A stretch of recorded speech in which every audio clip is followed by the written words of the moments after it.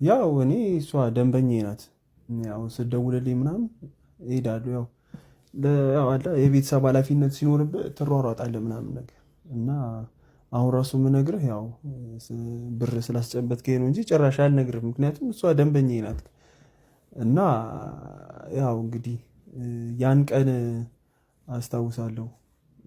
ወደ 4 ሰዓት አካባቢ ምናምን ወደ 22 ነው ያደረስኳት ያን ቀን ማለት ነው። እና ያን ቀንም ብር ሰታኛለች። ሲቀጥል ደግሞ የተለያዩ ስልክ ስትደዋወል ነበር። ከሌላው ይልቅ በጣም ስትፈራ ነበረ። የሆነ በቁጣ የምትናገራቸው ሰዎች ነበሩ።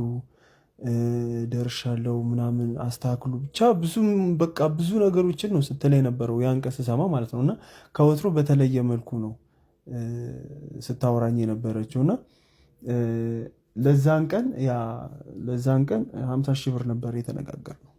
ማለት የተለየ ሚሽንም ስለነበረ እኔ ደግሞ በብዛት ማታ ላይ መስራት አልወድም። በቃ ለቤተሰብ ጊዜ መስጠት ፈልጋለሁ እና በቃ የማውቀው አንተን ነው። በቃ አንተ ሚስጥሬን የምታውቀው ምናምን ገበኔን ምናምን ብላ ያኔ በ50 ሺህ ብር ተስማምተን ግማሹን የሰጠችኝ ግማሹን አልሰጠችኝም። እና ያ ነው ያለው ሁኔታው።